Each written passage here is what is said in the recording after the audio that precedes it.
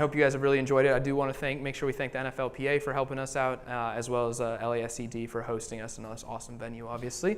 So I'm going to give you a quick background and bio on Marianne, and then we'll get her and Ian up here and let them run the show. So Marianne Radley is the Chief Brand Officer for Pizza Hut US. In this role, she oversees the brand's advertising, digital marketing, consumer insights, culinary, and quality assurance team. So basically everything.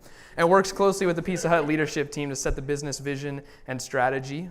Before joining Pizza Hut, Marianne served as the Senior Vice President of Global Marketing at Monster Beverage in Corona. There, she was responsible for all marketing, sponsorships, and activation efforts for the company and helped successfully launch Monster Energy Drink to 40 new countries over a period of 20 months. Prior to that, Marianne spent 15 years at AB InBev, serving in roles ranging from field sales, sales promotion, new product innovation, and brand management. She was the first woman to be named a Budweiser brand manager in the company's history and went on to develop key experiential marketing platforms and initiatives for the brand. So obviously a really, really good person, and I think you guys are going to get a lot from her. So I'm super excited to welcome up Marianne and Ian.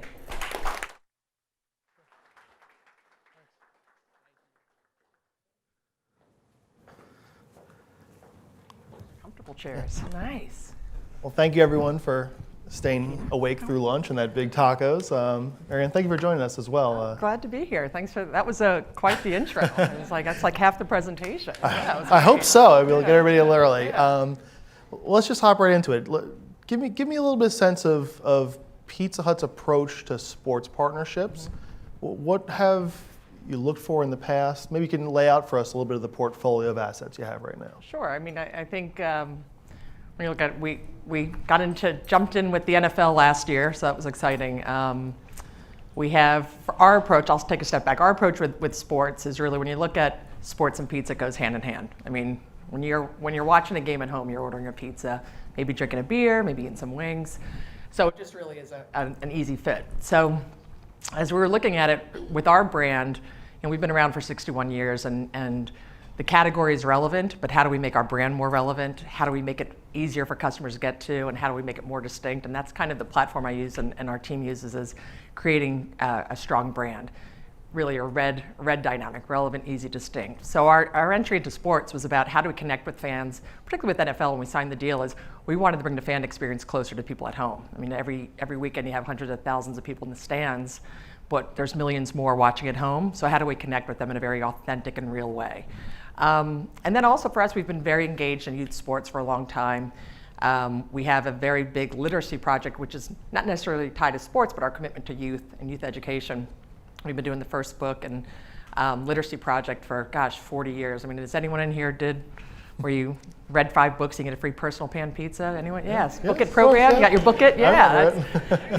So we've always been connected from the community with our Book It program, and so we tied in with the NCAA, and that was just a natural move for us as a brand. So when you're thinking about where our core is and what we do, we are about family, we're about togetherness, we're about fun, and we're about sports. And so it was natural. I mean, it was a great opportunity for us to jump in with the NFL last year.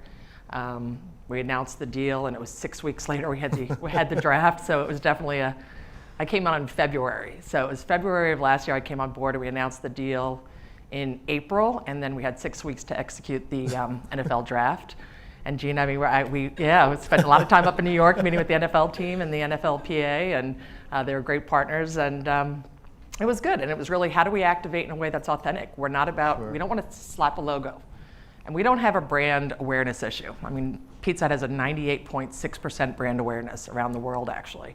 So that's not a brand awareness issue, it's a brand relevancy issue. So that's really our tie with sports, is to become more relevant.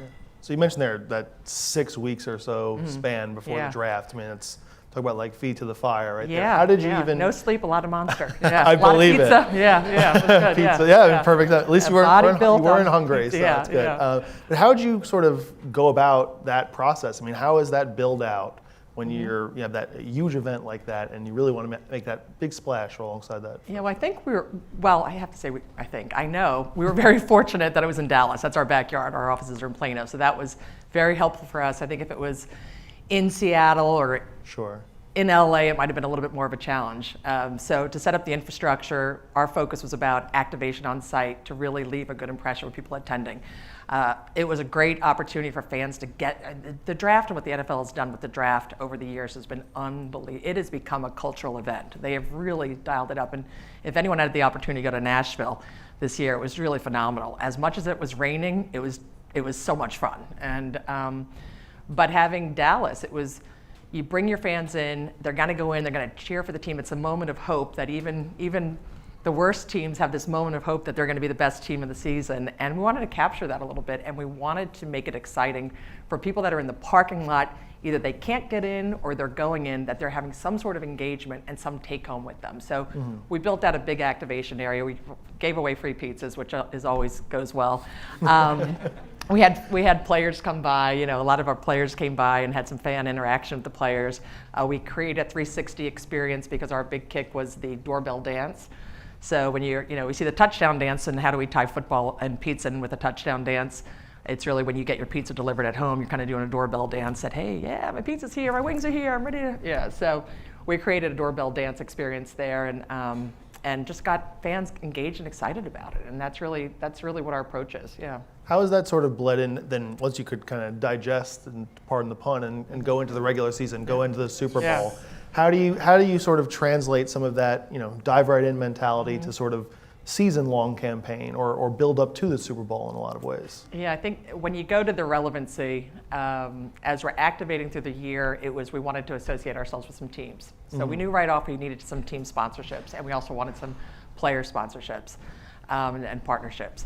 So actually our teams, we selected to work with 4 teams, the Rams, the Chargers, so I'm in the right building here, the Rams and the Chargers. We did the Pittsburgh Steelers and the Seattle Seahawks, and 3 of the 4 teams made it to the postseason, so that was a pretty good track record. Won some money in Vegas on that one. And our players, we looked at players that had the same sort of moral, every player contract you have, there's always a moral clause in it. But we are a family brand, and we're a fun brand, and we really don't need to take ourselves too seriously, but we want to make sure we have players that are authentic and that have that core love for the brand and for the product, and had some sort of memory about Pizza Hut and a great experience. And so, like Todd Gurley, it was just great. He was very connected with his Pizza Hut back home in the Carolinas, and when he goes home, he's always shooting he's shooting videos of him driving through. There's a drive-through at his Pizza Hut, and he picks up a bunch of pizzas and brings it to local kids in the neighborhood. Tyler Lockett with the Seahawks, he is just such a great human being. He really is just such a great guy, and he's someone who just commits so much to the community. And that's the players that we want to be with. We want to be with good players. It's great if they're good on the field, but it's even better when they're good off the field, and that's what our approach is. And it just fits well with our plan. So for us, it was locking in the teams, locking in some players, and getting content and getting some really relevant and authentic connections with our brand. Yeah. You have something like the NCAA property versus that. It has to be obviously a little bit different strategy, just given how each sort of property is structured. Where do you see sort of similarities in certain ways, or maybe you can pulled some of that strategy in, and where is it really differed, where maybe that's let you guys had success in other ways that you couldn't have done against the other one? Yeah, the similarities, first of all, is the love of the game and sport. Sure. The passion for sports that the fans have and everyone who's attending the events.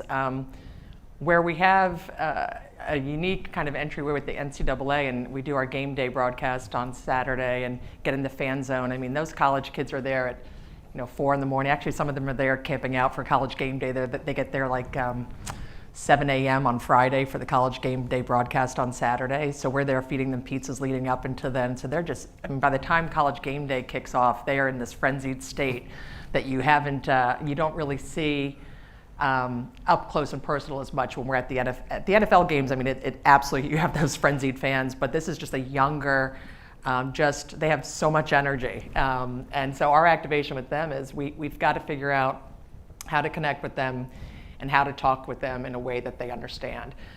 There's a lot of consumers and fans that are maybe 35 and over who remember going to the Pizza Hut restaurant after Little League, or going there for their first date or their birthday parties, and playing Pac-Man. I see you nodding, so I'm hoping you're Pac-Man and breadsticks, your little thing with your pan pizza on it. Yeah, it was the red and white checkered tablecloths. There's all these great memories. And there's this generation that hasn't had that experience. And we still have 2,500 dine-in restaurants, but a lot of them are in the Midwest, and a lot are in more rural markets.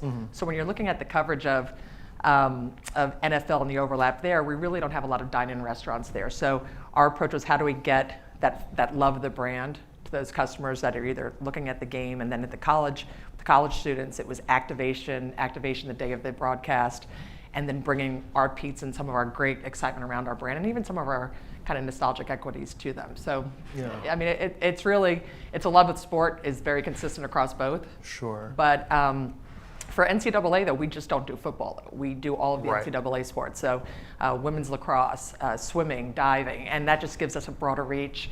And it's really, there's some of those great celebratory moments that being part of, and just going to some of these, there's sports I've gone to now through this partnership that I'd never gone. I was a college athlete. I never went to some of these events, and then going to them, it was just so great seeing the fervor and the excitement, and then connecting with the families and the parents of some of these athletes. It's just really fun. Sure. Well, you touched on some of those nostalgic elements, things that people remember about the brand.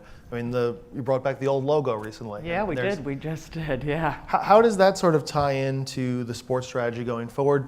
Does nostalgia become sort of a larger play in that, do you think? Yeah, so part of our charge is we're, again, trying to make our brand relevant, easy, and distinct. It's really that distinctiveness is that I'm focused on right now. And when you're looking at a platform, and I'm going to go back to the red, relevant, the pizza category is relevant, and then also being part of a cultural conversation, whether you're engaging through social media, being part of relevant type advertising a bit, that helps you with the relevance. Easy, our technology, your ease of ordering through apps, your digital interaction, your hot, fast, reliable delivery from the restaurant to the door. Gosh, I'm using a lot of industry language. I'm sorry.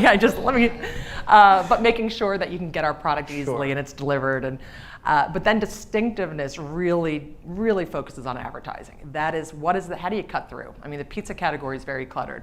So for distinctiveness, what we did, there's two ways to make your brand distinctive. You can either develop a new asset and equities, or you can look at existing asset and equities. So we decided, let's look at some existing asset and equities. We did, working with our agency, which is a phenomenal agency out of Austin, GSD&M, and then also we have an agency out here in California named Collider, who does a lot of insights. We worked with them for about 5 months and digging into what assets do we have as a brand, because as we're looking through what will people gravitate towards, and we did this, we talked to 3,000 customers. Actually, it was a really fun journey. We went up to Kansas we have a Pizza Hut museum on Wichita State campus. If you haven't seen it, it's where our first Pizza Hut was. Pizza Hut was named Pizza Hut because Dan and the Carney brothers, when they started the restaurant, they had a sign and it could only fit 7 letters. So that's why it was named Pizza Hut. That's a true story. So $600 they started the restaurant, and but that's where our museum is. And we went up there and spent 2 days there just mining through our assets, just looking at these great things that the brand had. And then we went out in front of about 3,000 customers and did qualitative studies with them on what is the position that Pizza Hut has. And what was fed back to us is, you're the original American pizza. We're the first pizza chain in the country. We're the first pizza chain in the country. We're the first product you can order off the internet. So we were the original American original pizza chain, I guess you could say. And it was the classic, iconic logo that looked so unapologetically confident and bold. And what we were being fed back from customers were like, hey, you're the OG of the pizza company. You need to start acting like it. And that boldness and confidence. And I think over the years, we're a Midwest company originally you can't be too boastful. It's within the fabric of our company, I guess. You can't be too boastful, but you can be proud. And so our positioning that we did with bringing back the classic logo in our advertising is just being a more bold and unapologetically confident company. Take more risks, live fearlessly, break some dishes when we don't need to be perfect. Everyone's looking at how do you become and stay clean and polished when we're all under such a microscope with social media and everyone's watching it from a company standpoint. But it's okay to have a little bumps and bruises. And so that's what we encourage our team is, hey, let's take more risks and more chances. And that logo that we just launched out with our Cheesy Bites, just our new window that launched 2 weeks ago, but we're actually going to support all of our NFL advertising, and fourth quarter advertising is going to have that classic look. And we've had a lot of great feedback to it. It fits in. You look at it, and as a marketer, you're looking like, the brand pop. You can see it on a billboard when you're 50 yards away or half a mile away, but it also just has this really cool kind of like, yeah, I'm not going to take any shit kind of feel to it. I love that look of that logo. So that's the New Yorker in me coming out. But I love that logo. I'm excited that we were able to bring it back. Our franchisees are excited, and just the feedback we're getting now just from customers who just love seeing that, and so glad that we brought it back. Yeah. Over your career, you've had a chance to work with some brands, some properties that, to your point about Pizza Hut, don't need to fight for relevancy. Yeah. Everyone sort of knows it. You maybe worked at some brands that were still sort of challenger brands, emerging brands, or even on products within those companies that were sort of being pushed out there. When you think about how that works in the sports sponsorship landscape, where do you find successes in those areas? How does your strategy sort of switch based on your sort of market position in a way? Monster Energy, we did not do any above-the-line TV. We did not do any national TV campaigns. If you see a Monster commercial, it's usually for maybe a Monster event coming into market, and it's usually the local promoters there were no TV commercials there. So I then moved to Pizza Hut, where there's so much, the whole system is trained on, you need to have a TV commercial to be successful. Monster Energy, what we did was we tied in closely with athletes, and just tying into that feverish, show up to X Games with a pocket full of cash and say, hey, I'll give you $1,000 if you put this M-Claw logo on your helmet, and they did. And that's how we started doing our branding. We'd show up to truck stops and give cases of Monster out to truck drivers, long haul drivers, to get them to just drink the brand and like it and be taking it from state to state when we're first starting out. But it was really knowing what the unlock of the passion behind the sport and just getting loyalty around it, having an ambassador that is just totally, I'm sorry to say kick ass, but kick ass. You could say it, it's all right. And that's, and that's really how Monster, all of our marketing was built on tying to that really that passion for the brand. And for us, for the brand, for Monster, it was really tied into when we're looking at extreme sports and the sports that just had a much lower cost of entry, truthfully. I mean, that's why we got into them. It was a lower cost of entry, and it was all about, Mark Hall at the time created just great logo with the M-Claw, and that Monster Claw is just what everyone wanted, and we realized the power of that, and being able to just give some dollars, a T-shirt, and a sticker, and they were part of our army. Go to Pizza Hut, and it's an established brand that's been around, like I said, 61 years, that we're always known for doing these, we were always involved in pop culture in the 80s. I mean, it was, we were in Back to the Future 2. You've got, I mean, we were just anyone watch Stranger Things? They just showed a Pizza Hut. We didn't pay for that. It was great. They put a Pizza Hut box in there because it fits perfectly with the time. But we were always part of, and we invested heavily in TV. Coming on board in February last year, I have to retrain our system that TV is not the solve. It's not a solve. It's something that we've become used to, and it's like a pacifier, and it shouldn't be. We need to find unique ways to talk to customers, because that's where not all media is consumed on TV. And companies can be very successful without television, Monster being one of them. I think they're a 35 billion cap company right now. So that's, we have to continue to challenge ourselves and challenge our organization on how do we look at the business differently? How do we advertise differently and market differently? How do we talk to customers differently? How do we partner with athletes differently and leagues and partners and teams? And there's got to be a different approach, because it's absolutely evolving from where it was 10 and 15 years ago. Yeah. Do you think that leagues, teams, other sort of rights holders, I guess in that respect, view it the same way, that they'll let you sort of evolve the partnership so it's also successful for you?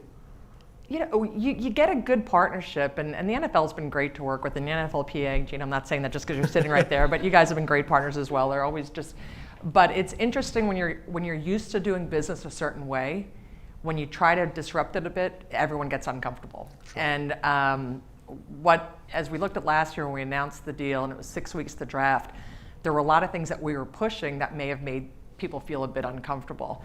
And when if you have to push a little bit too much, and shame on us, sometimes you back off and you don't really fight for it.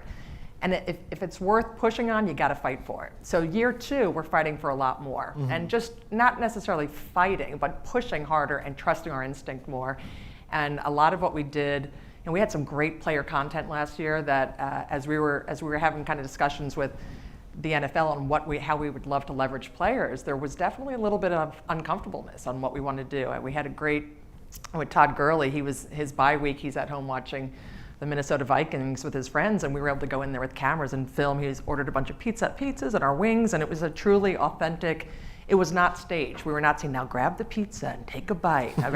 It was him and his buddies hanging out watching the game, and us creating that and getting, kind of not invading a bit in their space, but actually coming into an authentic space and an authentic interaction with our brand is what we want. I think that's what every brand wants. And so we have to keep pushing for that, so that everything isn't so sterile and corporate and polished. Consumers are much smarter now. They want real connections. I mean, they want a brand that's their buddy. And that's what we have to continue to push, is that, hey, we're your friend, we're your challenger, we're your friend, we're your comfort food. We're your social pacifier, perhaps. That's what we have to continue to do. So, are there other, you mentioned sort of moving away a little bit from TV, obviously things like, I'm sure, these athlete partnerships and doing things in authentic ways. Are there other areas that you see sort of out in the marketing world where maybe you can shift some dollars towards, or shift some focus in a certain area that maybe, not to say will give you the same return, but maybe are emerging, you think, sort of? Well, it's not emerging. It's very Fair enough. Esports. I mean, everyone talks about esports, and we've got, and we had been involved esports on a very generic way many years ago, where we tied in with video game releases, but now it's just tying into, again, how do you be? You're not a sponsor of a league. You're actually part of the experience. Actually, this year, Ann Hand, who's the CEO of Super League, she and I did a fireside chat together at the IG World up in Chicago, and we're working together on a few things. And it's just, how do you integrate with them, not again to slap your logo as an association, but really in an authentic way. So esports, I mean, everyone's engaged in that space. So I wouldn't even say that's emerging, but I think there's a lot of opportunity that has not been leveraged from a community, from a youth sports that has not been leveraged the way, and I'm not saying to leverage it to market or capitalize, but to really to help upbring the next generation of players and you want to create a community of good people, right? And so how do you get engaged with them at a local level in the youth and support them, and not just from sports, but just with whatever their passions are. I also think there's opportunities we're seeing in marketing from with more dedicated SEM and SEO and really understanding your audience attribution and segmentation, so that media dollars are getting harder to come by. Your TRPs are much more expensive now. Inflation is up. You've got your major networks are shrinking the amount of commercials that they have now in their pods, so they're charging more for a spot. So how do you be smarter with your media dollars? And that's where you have to have a performance marketing team to dig in on where do you spend the dollar and what you're getting your best ROAS on. Sure. You mentioned sort of esports as a space that maybe there's opportunity, youth sports. So in terms of moving into new partnerships in the sports space, do you think there's still room for Pizza Hut to kind of grow there? Do you think there's more opportunity sort of in the sports that you're already in to sort of, if there wasn't room for Pizza Hut to grow, I'd be out of a job. So yes, there's plenty of room for Pizza Hut to grow. Yeah, there is, and it's not just for us. We have great wings. I mean, there's a whole other food segment that we haven't even scratched the surface on, and our product innovation of desserts and sides and all. So there's other sales layers that we need to be starting to tackle and start to figure out how to market and message that while integrating with partnerships. But we still have a lot more. We have a few more bites at the apple that we need to be doing with NFL. We have a lot more that we should be doing. We've actually learned a lot coming out of year one. We stubbed our toe on a few things too that we looked at. I think when you come in and you sign some players and you're excited, we had Jared Goff and Todd Gurley making it to the Super Bowl, and it's like, oh my gosh, how do we leverage this sponsorship? And sometimes you put players in a position that they may not be comfortable with, or you put them in a position that may not be authentic to them, and you're asking them, and that's where we had to take a step back in year two and say we need to partner and make sure it's something that is natural to them. Let's think of what they want to do first, and then how do we integrate ourselves with it, as opposed to you have a contract, this is what you have to do. It really has to be something that they want to do and what they're passionate about, and it may not even have to do with football. And you have to listen to that and understand, okay, now how do I parlay that into our brand and it fits in with what they're looking for? Yeah. How do you go about making sure that there is that authentic connection? I mean, is it just a matter of talking to them, their agents, the PA, so on and so forth? I don't think it's about talking to them. I think it's about listening.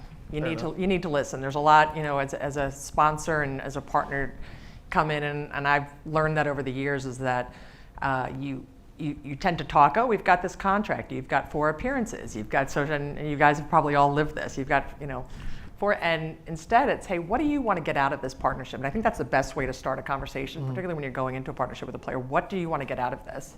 How do you see it? And then look at what are some of your passion points? What do you like? I mean, I said Tyler Lockett, but really he's got such a passion point for community. He's got this great commitment to the homeless. He just delivered a bunch of pizzas to the homeless shelters last week up in the Seattle market. We had nothing to do with that, but it was like something that he's passionate about. Part of what he wanted to do as partners with us is he's like, hey, I'd love to bring a bunch of kids from my foundation down to your Plano office and make pizzas in your office, in your kitchen. Oh my, absolutely, whatever yeah, absolutely. I mean, that is just great. So for us, it's listening to them, what they want to do. But at the end of the day, it is, we need to, the dollars we spend is representative of our franchisees' dollars. We are representing 130 independent business owners. It's their money that we're spending as we're doing these contracts and these negotiations and deals. So everything at the end of the day either needs to drive traffic and transactions or bring new customers into the brand. And if I said anything different, I'd be misleading the audience. But that really is what I'm held accountable for, is how do we bring new traffic in, how do we bring new customers in, and how do we grow the brand and sales. So it's just trying to figure out how you do that it's a great partnership, and that you're landing on, at the end of the day, it's pizza, and it's fun. And all that other noise can go by the side, but no one throws a sandwich party. They throw pizza parties, right? And the fact that we're now delivering and delivering beer, we've got beer delivery, and we'll be in 1,000 stores, 1,000 restaurants delivering beer by the end of this summer. Talk about hitting on that ease. So you could be, Sunday, turn on the NFL football game, sit down and order your pizza, your wings, and your beer all delivered to your home, a one-stop shop.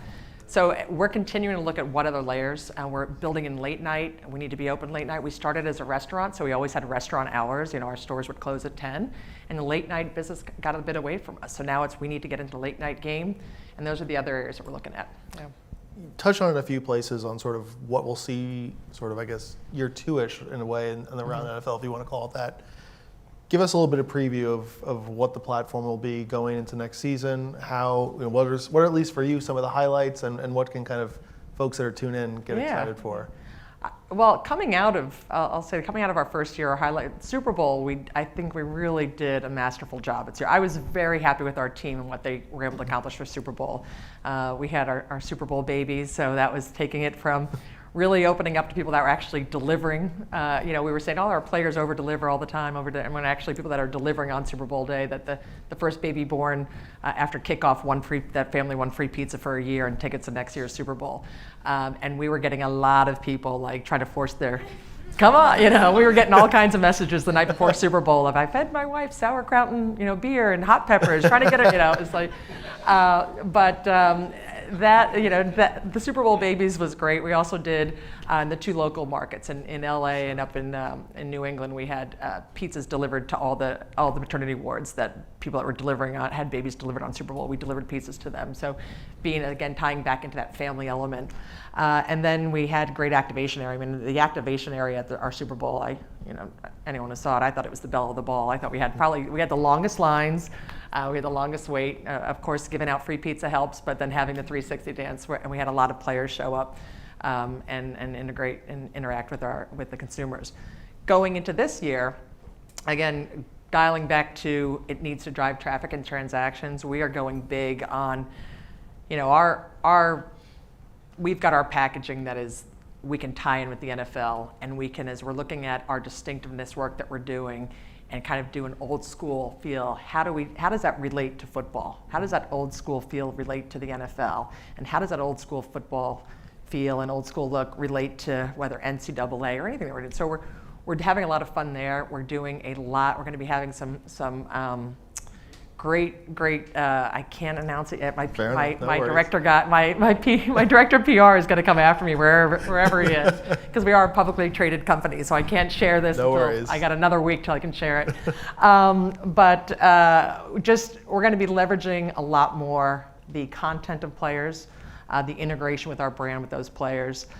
We've got some terrific things that we're going to be shooting next week that will be airing on TV and on digital and social. And then it's elevating our experiences for the customers, uniquely Pizza Hut experiences that are associated with NFL as well. And then at college and NCAA, you got Thursday night football with NFL, you got Friday night lights with high school, and our pizza restaurants are really tied in with the community. Saturday you got college football, Sunday's NFL, Monday's NFL. So we've got 5 days of the week pretty locked up.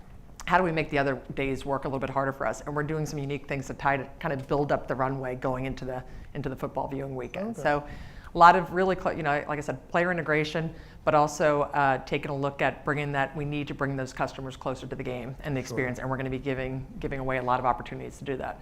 So you touched on the Super Bowl activation and that sort of thing. I mean, it seems like leagues, teams, properties are trying to make their events big, or if they're already big, like the Super Bowl, even bigger. From a brand point of view, where have you found success on an on-site activation? What are some things that maybe sort of been forced on you, whether it's footprint or what you can do, that maybe you've walked away and said we could have maybe done that a little bit better? So for Atlanta, with the Super Bowl being Atlanta, we turned Atlanta into Hutlanta, which was good. Then we changed our Pizza Hut restaurants to Pizza Hut to tie in, and we thought that's great, but we could have done a better job at that, I think, of doing a little bit more broader. There were some select restaurants, so that's very tactical. Select restaurants we did, and I think we could have cast a wider net on that. I think, gosh, I'm saying I think a lot. I know. Going into this year, what we could do better is, I touched on it a little bit earlier, was the authentic connection with the players. Sure. But I also want to go a little bit further in the storytelling, and we need to do a better job at storytelling on how our product integrates, and not just our product itself, but the memories of Pizza Hut and their experience with Pizza Hut. There's quite a few NFL players that actually worked at Pizza Hut when they were teenagers. We've got a couple NFL players whose parents worked at Pizza Hut. So there's a lot of really unique stories that our brand has been part of, and I think we need to kind of tap into that a bit. And as we're looking at Super Bowl this year, it's expanding on our activation, and we know what people loved and really gravitated towards, but I'd like to take that experience and make it more mobile to people that can't get down to the Super Bowl, and take it more and leverage it a little bit more during playoffs, and leverage it more during the season. So those are some things that we're going to be doing. Cool. Yeah. I know how bad it is when someone hogs all the pizza, so I want to open the floor to questions. Anybody out there has something from Aaron that they want to ask? There we go, right up. In terms of expanding the brand, growth opportunities, any opportunities in women's sports? Yeah, that's a passion point of mine. So we are looking at that. Now we are in fact, when you look at our engagement and what we do from an activation in NCAA, we skew heavier in support around the female sports, because there is, we need to have a broader stage for women, particularly in professional sports. So we really focus in on the NCAA and supporting women's sports and women's college sports there. But there's always opportunity, and we are trying to push that. Yeah. Thank you. That's a great question. Okay. Yeah, sure. So you mentioned, thanks. So you mentioned how everything you guys do needs to drive traffic and transactions. So how has the NFL measured and shown that their partnership's doing that for you? For the first year we looked at I mentioned we don't have a brand awareness issue, but we had a brand relevancy issue. And so we do brand relevancy testing and scoring, and we look at our pre and po. I say pro? Oh, yeah. And we did the relevancy score prior to the deal, and we see where we're falling off. There's actually age segments that we have opportunity. And that's really, as our messaging and our advertising, and even our partnerships and associations with players, it's really to look at some of those age segments that have that following and have that audience. A great example, Juju Smith-Schuster, and he's been a fantastic partner with us. He's got a really broader reach with a younger audience. And that kind of came about. Our association with him was, we wanted to time with him because, first of all, he was dynamic. He was a rising player. He's a great guy. I love his mom. I mean, it's just like there's so many things about him that are great with Juju and his family. And he had a great reach with that younger audience. And as we got more engaged with him, we got him early. And then he had an unbelievably successful season, and I was so happy for him. But that talked to an audience that we may have been missing over the past few years. So it's really, important that we kind of align ourselves with those, look at our strategies and the pillars on who we're associating ourselves at, who it talks to. So brand relevancy, and then even as we're looking at in the teams, the team markets, how has our business improved there? And also the store level economics. The store level economics are important to us as well. And how does the traffic and the business of NFL and associating with NFL and the viewership and the increased stage and presence and branding, how is that driving transactions? And that we look at that as well. So yeah, that's how we measure it all. I said it backward, yeah. So you mentioned the specific club partnerships you had were for the Seahawks, Steelers, Rams, and Chargers. Did you look at all 32 teams, and what made you select those four? So we selected those four. First, we looked at what was available. There were some teams that already had existing partnerships, some with competitors of ours, or there was a QSR, which is quick serve restaurant, QSR lockup already that they could not deal with us. But what we did look at the teams that were available. We then looked at how did it overlay with the amount of Pizza Hut business we had in Pizza Hut stores. So did it fit a business need? LA is a very big market for us. Southern California is a very big market, and it's also has a little bit of it's got a lot of pressures on it. It's a high wage market, and we're seeing, you're going to look at another minimum wage. The margins in pizza and Pizza Hut are very thin, and so when you're looking at, you've got these constant pressures from an economic, and again, the store level economic model, where your hourly rate is going up to $12, $14, $15 an hour. You're driving a pizza to deliver a pizza 15 minutes away and 15 minutes back to the store. You've just used $7.50 to deliver that $7.99 pizza, right? So we were looking at how do we give a bigger voice to these markets. And then we also looked at teams as far as their following, their fan base. We overlaid it from a national map on who has the highest fan base nationally. And we looked at also tying it in from a media perspective on how big of a media and a DMA they had from a broadcast standpoint. So those were all kind of what we looked at. And then it's who I liked because I'm a Rams fan, so I got to weigh in at the end. Yeah. There's a new wave of companies putting their logos on jerseys. I read something where the Clippers made $3 million in kind of ad revenue when Kawhi and Paul George went there based off all the jersey swaps on Instagram. Is that something Pizza Hut wants to get into in the future, with it being a risk of teams panning out, and then just why or why not? Yeah, I mean, I call that the NASCAR approach, right? It looks like a NASCAR uniform. I don't think that's, it's the NFL is really, it's whether or not the league is moving in that direction. For us, we haven't even considered it. We don't even ask for it. It's the NFL is really the one that would lead the charge on what the teams would be allowing and the NFL Owners Association would really be leading the charge on what they can do for the uniforms. So we've never even talked or discussed it. We do like them to, maybe wear a Pizza Hut T-shirt when they're off the field, but we haven't talked at all about putting it on their uniforms. Thank you. Are you seeing a challenge from the fast casual space kind of growing with Blaze Pizza, CPK? And then also kind of the accessibility to them on delivery because of Postmates and Seamless? Yeah, I think when you look at the aggregators first, I'll talk about the aggregators, Postmates, Grubhub, Uber Eats. That is definitely, I look at it all as share of stomach, and that was we use that term in the beer business, and I use it here too, is that if you're losing share of stomach, that someone's not eating your product, they're eating someone else's. So the aggregators, we invested in, we actually bought part of Grubhub. So Yum, as a corporation, we invested in Grubhub, and it was really because we didn't want to sit and watch what happened. We wanted to get some learnings from it. And for us, it was really about understanding the customer, the need state, and getting into the data. So we have our hand and kind of our finger on the pulse with that. As we're looking at the casuals, the mod pizzas and the Blaze, it's a different customer. For the most part, Pizza Hut, our customer annual average salary for a year is anywhere from $55,000 to $80,000 a year. When you're looking at the aggregators, their average salary of those customers is $125,000. It's two different customer sets.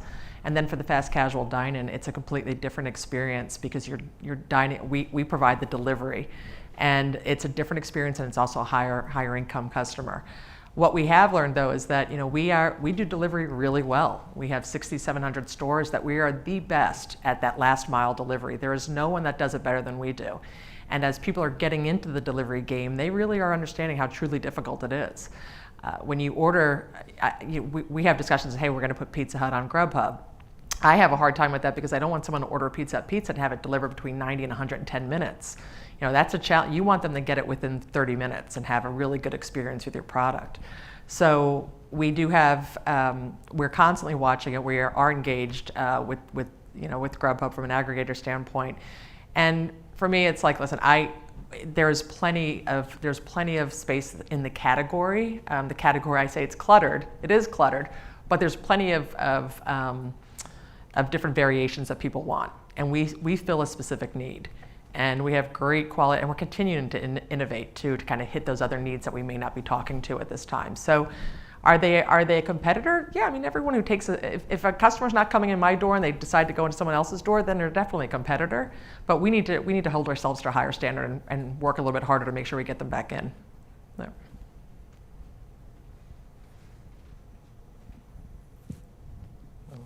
Share the last slice. I don't know what do you Yeah, no, that's great. I mean, I know as we look at, and I know we've got a video to show too, but Sure. Just with us for partnerships and sports marketing, it's just been a really fun ride this past year with the NFL and the past few years with the NCAA. But I think who's in this space knows that there's a tremendous amount of opportunity. The biggest thing that I tell our team, and even who I report to, our president of our company, Artie, is you need to be authentic and you have to be real. And it's not just about your brand, it's about your person too. Your word is your word. Don't be a jerk, and that's what. So we have a no assholes policy at Pizza Hut. There really is. I mean, that is a policy at our no assholes policy. And if you're an asshole, we really don't want you to be part of our brand. And gosh, Brett is cringing at me, but I'm sorry, Brett. But it's a no assholes policy, and we like to treat people. And I think anyone, as we're interacting, engaging, we are what you see is what you get, and don't be an asshole. So I think that my word of wisdom is keep that in mind. Remember your roots and don't be an asshole. Yeah, thank you. Very classy. Fair enough. Yeah. Well, like I said, we have a video, kind of encapsulate everything you just shared. Hopefully, the asshole policy is not. Oh yeah. So. That's great. That was last year. That was 1 year. Give it up for Marianne. Thanks, guys. Thank you, Jen. Thank you so much. I appreciate it. Of course. Thanks, appreciate it. Yeah.